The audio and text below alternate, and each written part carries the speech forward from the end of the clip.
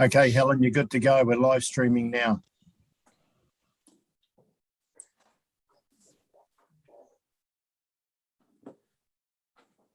Good morning and welcome. Bit of a deja vu. Council meeting by Zoom. We've done it before, so looking forward to today's meeting. Welcome to those of you joining us on live stream, and I'll declare our meeting open. I'm not sure that we've got Rance on board with us for our prayer this morning. Otherwise, we'll go straight into item 2. Rance is here, Helen. Rance is here. Welcome, Rance. Thank you. Can't see you on my screen. Welcome. Yes, I can see you now. So, Rance, please, pleasure for you to open our meeting. Certainly. Lord, we just thank you for this opportunity to consider the important things in our council's purvey. And we ask, Lord, for your blessing of wisdom, of clarity, and unanimity in this decision making. And we ask, Lord, that you would just be with everyone in this process, and that the outcomes would be the ones that are best for Manawatu. We ask this in Jesus' name. Amen. Thank you, Rance. Just a quick update, given we've only been in lockdown a couple of days. Are you seeing any urgent requests from the community, or are things going well? No, I've checked our messaging. There have been no messages to us for assistance, and I'm not hearing that from Anne at the moment either. It just seems people are holding their breath at the moment to see where things are going. Excellent, thank you. And thank you for taking time out to open our meeting this morning. Thank you. No problem. So we go to item 2, which is apologies. And we have our team here, which is fantastic. Technology works. So item 3 is our request for leave of absence, and we have none this morning. So we can go straight to item 4, which is the confirmation of minutes, and we have those on page 6. If I could have a mover and a seconder, please. Your Worship, I move that the minutes of the council meeting held 5th of August 2021 be adopted as a true and correct record. Thank you. Do I have a seconder there? Just speak up, please. Councillor Marsh, I can see you're waving your hand. Thank you. That being the case, I'll put the motion. All those in favour, please say aye. Aye. Aye. Against? That motion is carried. Now, we've noted that Councillor Belsky is not online with us. So he may be trying to join us with technology up his way. Perhaps if I could move an apology for Councillor Belsky meantime. So I'll move that. Do I have a seconder, please? Councillor Marsh, put the motion. All those in favour, please say aye. Aye. Against? That motion is carried. Thank you. Hopefully he will join us. Item 5, no declarations of interest. So any items on our agenda that elected members need to declare? No? Great. Right. Item 6, unfortunately, our public forum has had to be postponed, so we look forward to hearing from those young people in the future. We have no presentations, no notification of late items, so we can go straight to recommendations from committees. This is our Audit and Risk quarterly report that went to the Audit and Risk Committee meeting last week. We're on page 11. And Councillor Campbell, can I hand it over to you for any comments before we take questions? Yes, thank you. Is Amanda with us today?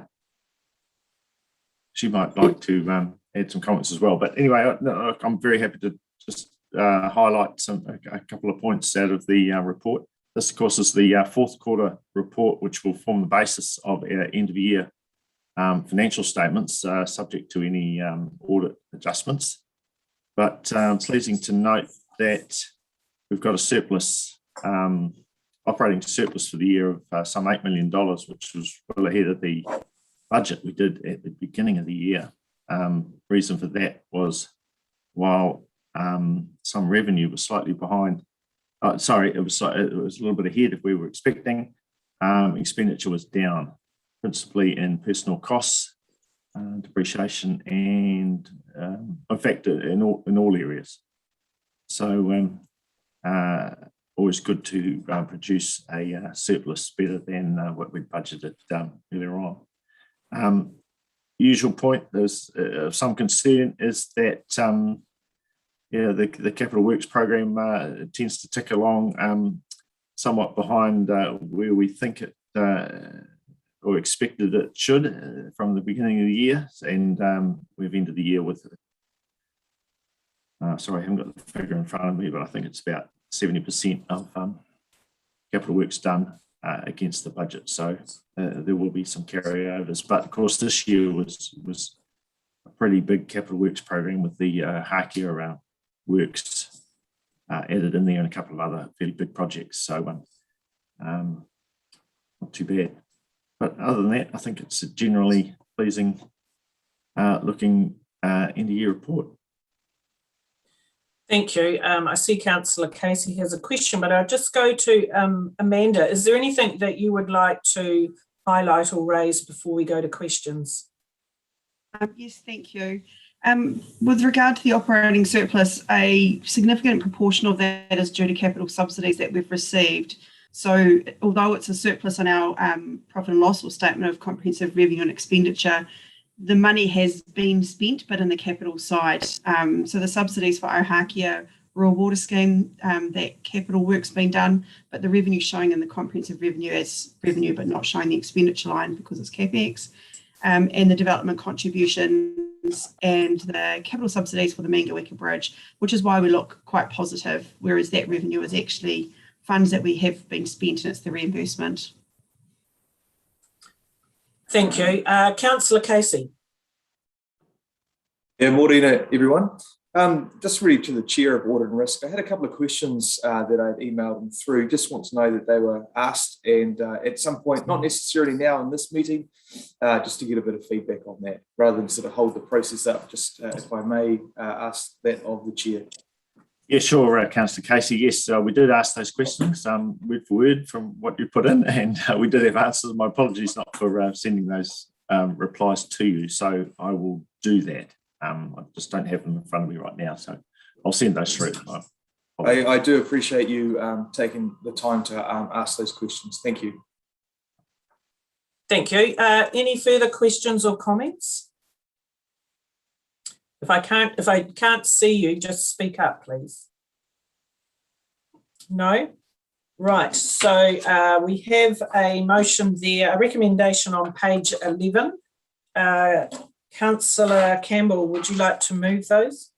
Yes, I'll be able to move that the Council receives the quarterly performance report, the capital expenditure report, and the quarterly treasury report for the period ended 30 June 2021. Thank you. And can I have a seconder, please? Just speak up if I can't see you. Councillor Headfield had his hand up. Councillor Headfield, seconded. Thank you. Councillor Short, was yours a comment or were you going to second? Oh, I did actually say the words, I'm happy to second. So, but that's right. Grant got in first. That's fine. Excellent. Thank you very much. No further questions, comments. I'll put the motion. All those in favour. We have one there. Yeah, sorry, Your Worship. I won't vote. I wasn't present for the meeting. Thank you. Yes, noted. I'll put the motion. All those in favour, please say aye. Aye. Aye. Against? The motion is carried. Thank you. There are no minutes from other committees for our information, so we can go straight to the officers' report. We're on page 43, and this is the continuation of our representation review discussion with our initial solution. So I'm going to hand that over to Shane and Ali to take us through that. Thank you. Thank you, Worship. I'll hand over to Ali. It's quite important that we do this in quite a succinct way, so she'll take us through that. So I'll hand over to Ali. Morena, everybody. I'll just draw your attention to the executive summary, which sets out a bit of background about how we need to process these recommendations. We've put them out, you'll see in the papers, in 5 parts. It's quite important we do each part separately. We need to first consider whether there are communities of interest, and then that leads into choices for the next part of the recommendations and so on. The part after communities of interest will be about effective representation and fair representation. That's where you get to decide whether or not effective representation would be best by creating wards in addition to the Māori ward, or whether you want to have general electors electing members at large. The next part of the recommendation is whether or not you wish to establish community boards to add to representation for any communities of interest you might believe exist below a district level. In part of the recommendations, where there are proposals of options that could be considered for wards, any wards you create, you also need to adopt a name for those wards, and that's pretty much all that I can say about that. So happy to take any questions. Thanks, Ellie. So taking what you've said on board, we'll go through these each recommendation at a time. And is that the best way to deal with it? And take questions and comments for each one as we go? Yes, please. Great, thank you. Right, so part 1 is communities of interest. And we have the recommendations there. You have those in front of you. Is there any questions or comments?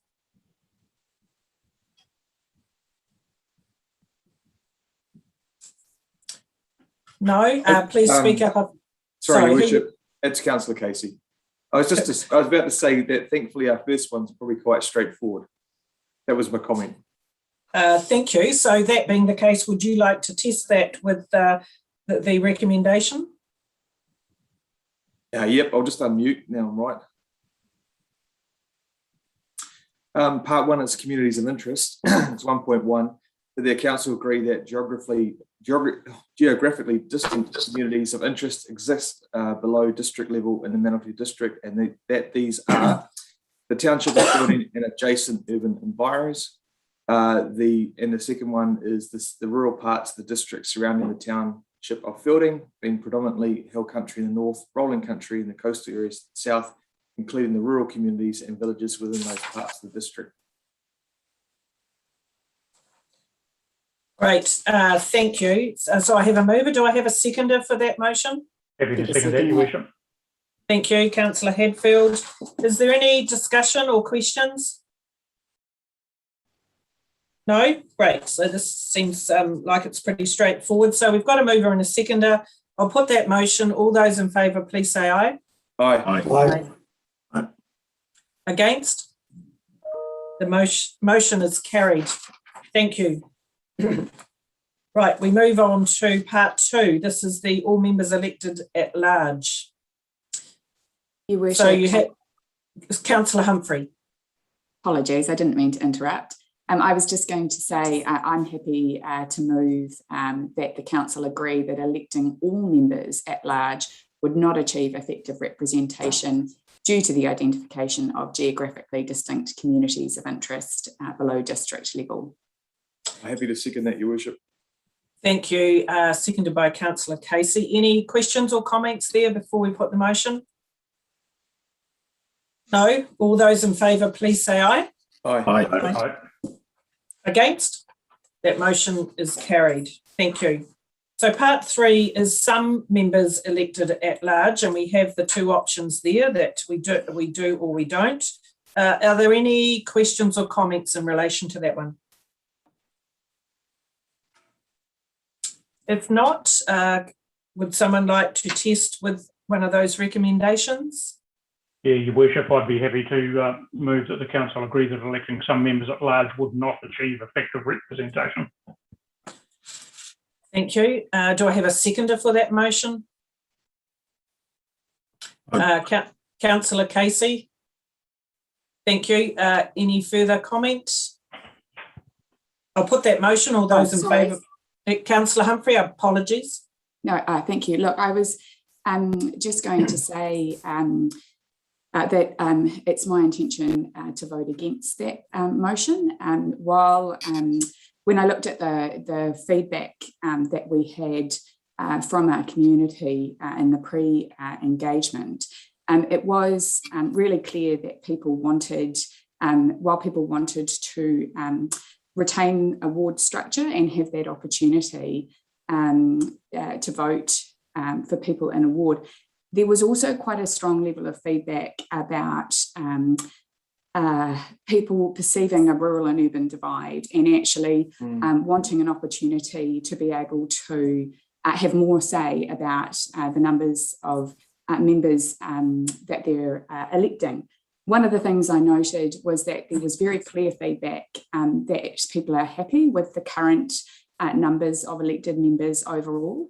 And if we go to a full ward, a ward-only environment, we either reduce the number of councillors or we have an uneven split between the fielding and rural wards, which I think would probably create a sore spot amongst the community. We're lucky in our community to have, comparatively to the rest of the country, a relatively good voter turnout, but it is still pretty abysmal in comparison to central government election turnout.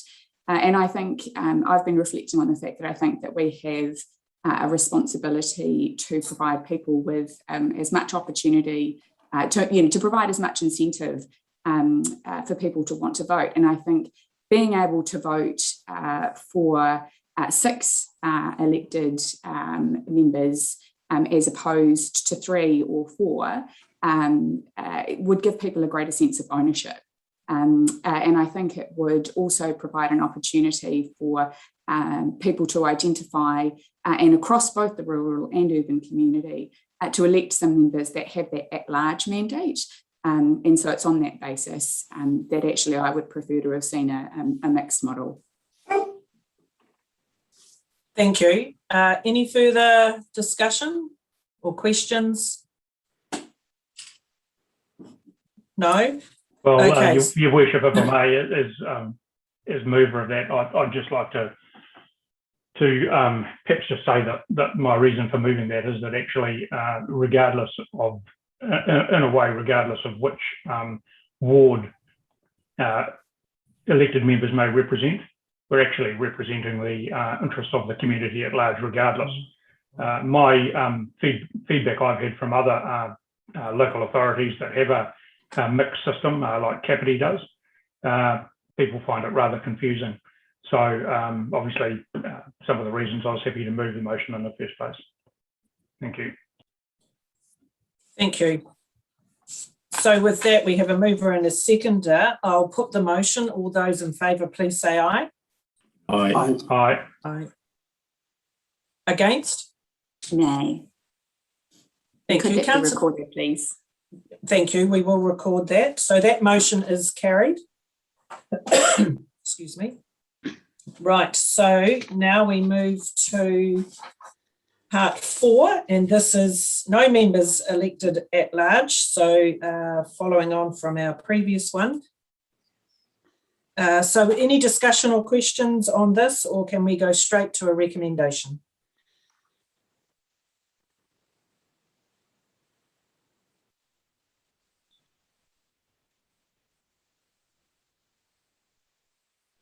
Is there any, does anyone require any more of an explanation around this one? So, Your Worship, just if I may, this is where some components get slightly confusing for me. So if we go no members elected at large, is this the point where we choose how many folk for each ward, or are we just going to go no members elected at large, full stop? Sorry, it's just hasn't quite landed in my head, this component. I wonder if Ali could help me out. Thank you. Ali, can you help us there? Yep, happy to try and provide a bit of clarity. This is the point where you decide, you've agreed that we won't have members elected at large. So now you need to pick which ward structure. Yeah, thank you. Having agreed that there were 2 communities of interest, which of these ward structures and numbers of representatives best suit and provide for effective and fair representation for Manawatu district. Thank you. I appreciate that. Thanks, Ellie. Councillor Ford. Thank you. I favour 4.4.1, which starts off, and 4.4.2, that the council agree that electing all members from wards would achieve effective representation. And then it spells out the numbers, and it is 5 members elected from Ward 1, 5 members elected from Ward 2, 1 member elected from a Maori ward, giving a total of 11 councillors plus mayor. And the electors per members are stated there. To me, it gives good representation from all parts of the district. It is very close to the status quo. It does give us 1 extra member because of the Maori ward decision. So I'm happy to move that.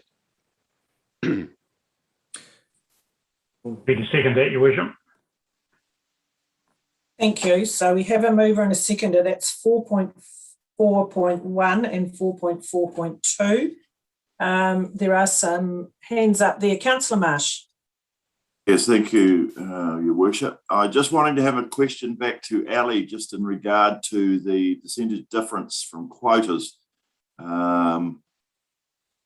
Just Councillor Ford was moving what, 4.3.2 or 4? No, 4.4.1 and 2. Okay, yeah, that's all right. I was just looking back at that 4.3.2 and looking at that 8.6 and 6.59, and just wondering, with the population movements that we're getting at the moment, how quickly we might be outside those quotas. Yeah. Would be my only hesitation there. Thank you. Ellie, can you clarify that for us, please? The population numbers we use in a representation review are the stats as at 30th of June 2020, and they've been updated to reflect the most current information. We don't have leeway to use any other population estimates. Thank you. Thank you. So we have a couple more questions here. Councillor Casey. Yeah, thank you, Worship. I think it was, from my point of view, it was either option 1 or option 3 of those ones. It was 441, and then, as Councillor Ford said, 551. What is quite pleasing is that the percentages are quite low, so there's some wriggle room for the future as well. It was more of a comment than anything. But if I was just here by myself and I had to make the decision, I probably would have gone 4, 4 and 1. But given our population increase, demands on councillors 5, 5 and 1, 1 being the Māori ward, is pretty good. So our options are fairly clear. Thank you. Councillor G. Taylor. Thanks, Mayor Helen. I was just, I actually am in favour of the 441. I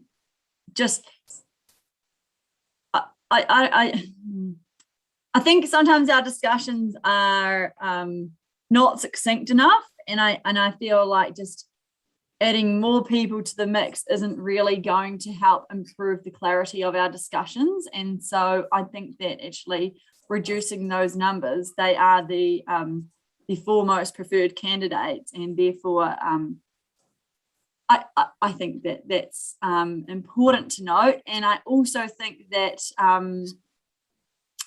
the time that each councillor puts into the role of councillor is not wanting to sound like I don't want to get paid less if I was to be successfully elected, but at the same time, I would put in the same amount of work as a councillor on a table of 10, including the mayor, as I would on a table of 12, including the mayor. And so I think that not wanting to sound like I'm not wanting to get paid less, but at the same time, I think that that's important to note that there's only the same amount of money to go around, whether we choose to go for Michael's preferred option or if we go for the 441. So I just think that that's also worth noting that the same councillors should be putting in the same amount of time regardless of how many councillors are around the table. So I'd probably be in favour of the 441, but happy with either. Thank you. Councillor Campbell. Yeah, thank you.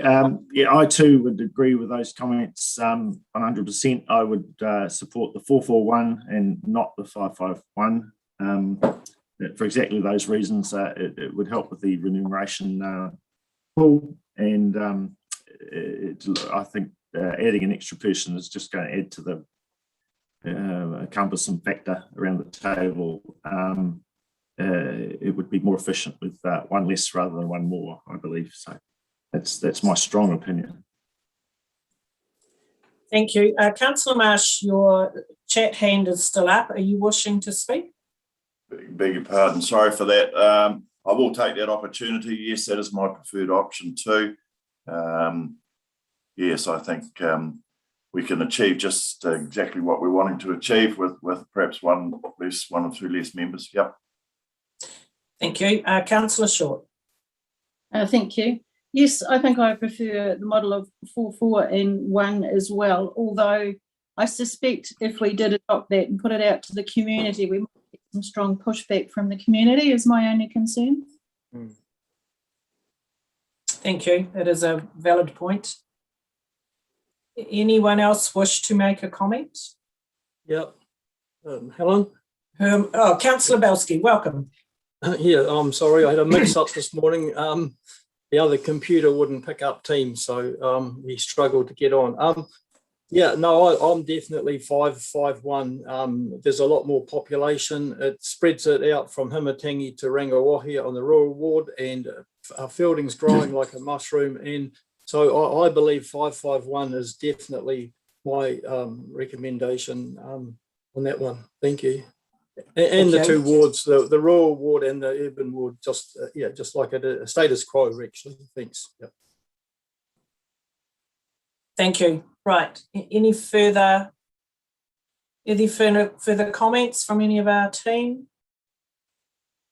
Otherwise, we have a mover and a seconder, and this is for 4.4.1 and 4.4.2. So I'm going to put that motion. All those in favour, please say aye. Aye. Aye. Against? No.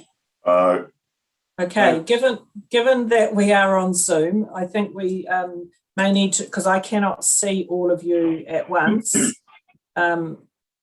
So can you raise your hand, all those in favour?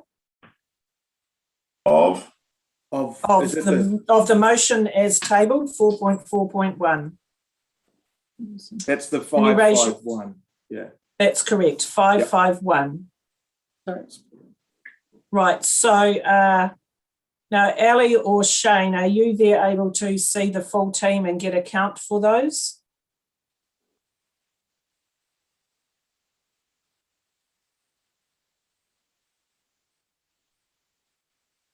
So we have those numbers, Shane or Ali? I'm trying, if you keep your hands up, it might be helpful if you can use the yellow hand. I'm just trying to say off. How about if I call out names of those that I can see with their hands up? Okay. So I can see Councillor Ford, Councillor Hadfield. Who else has their hand up? Councillor Casey, Councillor Quarry, Councillor Bielski. So that's 5 in favour. Okay, so any others that we may have missed? Councillor Ford, Hadfield, Casey, Quarry and Bielski in favour. Thank you. So against? Councillors Humphrey, Campbell, G. Taylor, Short, Marsh. So that's 5 against. That's 5-5. And my vote would be for the motion that's been tabled.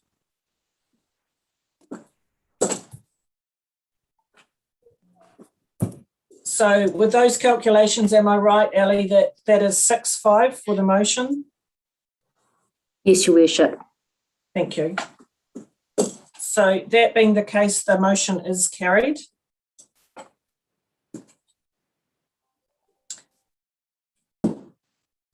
Right, thank you. And the final part of this is the Part 5 community boards. And so this is where we agree to establish a community ward or not. We've had some pretty clear views on this before, so now's the opportunity to test that. So are there any questions or comments? Otherwise, we can go straight to a motion, please. Yes, Your Worship, I'm happy to move all of it that's written under 5.1, if you'd like me to read it out or not. Thank you. So 5.1, that it's not in the interest of the Manawatu district. To establish community boards, yep. Thank you. So I haven't... Yep, sorry, Your Worship. Thank you. So it's 5.1 has been moved. Do I have a seconder? I'll second that. Thank you, Councillor Belsky. Any questions or comments? I'll put that motion. All those in favour, please say aye. Aye. Aye. Against? That motion is carried. Now, Ali's just pointed out correctly that we need to go back to the previous motion, and given that we have passed that motion on 4.4.1, we do need to name the two wards that we've agreed to continue with, currently called the rural and the Fielding ward. So we do need to, as part of that motion, confirm the names of those wards and the Maori ward. Your Worship, I'm happy to move that the ward names remain the same, Fielding and Rural and Maori. Thank you. Do I have a seconder for that? Yeah. Thank you, Councillor Campbell. Is there any comments around that before I put the motion? Your Worship, just to bring council up to speed, I did have a conversation with Mehana around the name of the Māori ward and the opportunity for Te Koitureo to discuss that. Unfortunately, I haven't had enough time to decide that and come back to me. So it is still with them. Unfortunately, it won't happen for this round. It will probably now have to happen for the next representation review. Thank you. I guess from a community point of view, keeping it as simple as possible, I would have thought was the best. But so you're saying that if the collective wish to give it another name, that could happen in the next election? Correct. Thank you. So the motion's been put that we continue with the names of Rural, Fielding and Maori ward. That was seconded, wasn't it, Councillor Campbell? Thank you. Any further discussion? If not, I'll put the motion. All those in favour, please say aye. Aye. Aye. Against? Thank you. That motion is carried.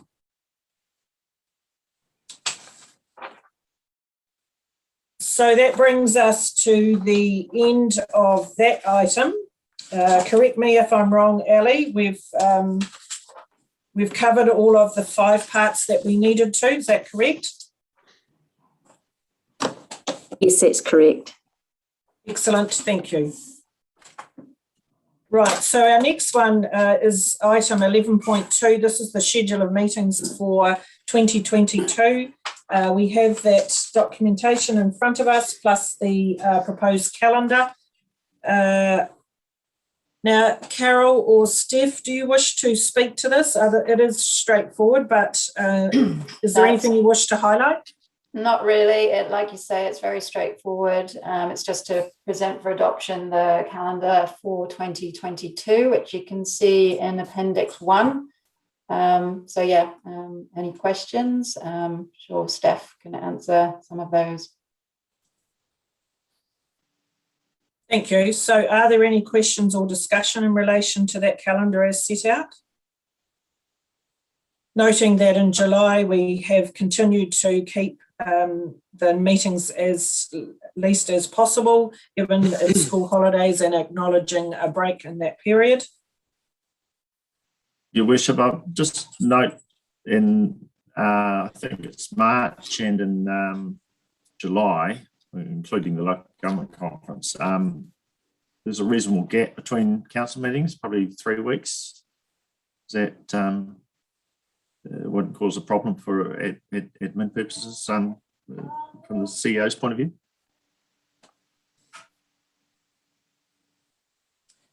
Thank you. Shane, would you like to comment on that? Given that there are a couple of months there where the gaps between official council meetings are greater? Sorry, Your Worship, I got sidetracked by a call from police. So I just missed that bit. Sorry. There's a couple of months there in March and July where the council meetings are further spread out than fortnightly, and we're just checking that that doesn't become an issue for you. No. Thank you. Councillor Shaw. Thank you. Just with the disestablishment of Ngā Manu Taiko, going forward with Tika Turi Reo Taumata, if we were to formalise a standing committee again, there is room for this to be included and added on to the calendar if that should eventuate? Yeah. Thank you. Thank you. Yes. And I think, adopting this calendar is also acknowledging that there will be other things that pop up that need to be slotted into the calendar. But this is covering all of our official and standing committees. Any further questions, comments? Otherwise, there is a recommendation on page 73. If I could have a mover and a seconder, please. Your Worship, I'll move that the Council adopt the 2022 meeting calendar as set out in Appendix 1 to the report of the Acting General Manager, Corporate and Regulatory, dated 22 July 2021. Thank you. I have a mover. Do I have a seconder, please? Peter second. Thank you, Councillor Short. No further discussion. I'll put the motion. All those in favour, please say aye. Aye. Aye. Against? The motion is carried. Thank you. So we move on to item 11.3 and we're on page 78. This is the minutes from our Youth Council and Community Committees. As usual, we won't go through them in detail, but I am keen for each of the liaison councillors, if there's anything in those minutes that you wish to highlight, then please feel free to do so. The first one is the Youth Council. So Councillor G. Taylor. Thanks for that, Your Worship. In terms of what we are up to, mainly just around the Young Achievers Awards, which is the 1st of November. So we've managed to lock in Jacinda, I don't know how to say her last name, but she's Jacinda G. Yeah, Jacinda G. And so which is massive for us. So she's actually happy to come up from Wellington. We're covering her travel costs to come up and be our guest speaker, which was really exciting news. So in terms of what the Youth Council is up to, it's mainly just planning the Young Achievers Awards, and which we have yet to receive any nominations for. So we'll be following that up this month, which is a little bit concerning, but we're still early enough. And then we've also got the colour run, which we've decided to move out to sort of the end of October this year, just to hopefully increase our chances of getting some good weather. So just organising those two events. We've also had the resignation of one of our youth councillors, Patrick Coogan. He's a very passionate pipe band member, and the pipe band have moved their practices to a Monday night at the same time as our meeting. Nothing wrong Which with is a bit of a bugger, but look, we respect and appreciate his passion and enthusiasm for the pipe band, and he was a committed youth councillor. So we're back to the drawing board and looking to allocate 2 youth councillor roles out as soon as possible. Great, thank you. Moving on to Sanson, Councillor Quarry. Nothing to report. Thank you. The next one is the Kiwatia, Councillor Ford. No, good little committee and doing some working B-type projects on their hall. So very enthusiastic. Thank you. Excellent, excellent. Bainisi Rangiotu, Councillor Casey. Nothing to report, Your Worship. Thank you. And Huanui again. Now, we did mention last time, last council meeting, about the lack of minutes coming through the system, and I see again this month there's very few there, and we have, I know Janine has been out to the community committees and liaison councillors raising that with our committees, but so I'll open it up to the other councillors. Are there anything from your community committees that you wanted to highlight this month? If I may, Your Worship, sorry, I should have made a comment before. Obviously, with level 4 lockdown, we were unable to do our community plan for Bainisi Rangiotu, which is a bit disappointing, but we can look forward to that in the future. Excellent, thank you. Any other councillors? Your Worship, just to note, Humatangi Beach are experiencing another restructure of the committee. We didn't have a meeting this month. There's another one planned in the near future. Thank you. Yes, yes. At least we have got to a space at Humatangi Beach where we will bring the community together and they will reset their community committee. So if there's no other comments, we have a recommendation on page 78. If I could have a mover and a seconder, please. Councillor Short, is your hand raised for a comment or? It was, and I thought you hadn't seen it. Sorry. I was just going to comment that Rongatia have formed a subcommittee for their little skateboard project. It's going to be quite challenging for them. They haven't established confirmed a site yet. When they've sought advice from professionals in the area, they keep getting pointed at big flash whizzy places, and you need something like that at $200,000 or $300,000, which is not at all what they're after. So they're going to do some site visits of some skate area opportunities that they've identified around the wider region in smaller towns and ones at a school. So they're going for a recce to have a look at some of those. Excellent. And while we're just there in discussion, Councillor Humphrey, did I miss you with Huanui? My apologies if I did. Yes, but there was nothing particular to add. Okay, sorry about that. Okay, so with that, there is a recommendation on page 78. And I'm happy to move that the council receive the minutes of the community committees and the Manawatu Youth Council meetings. If I could have a seconder for that, please. Councillor Ford, I saw his hand. I'll put the motion. All those in favour, please say aye. Aye. Aye. Against?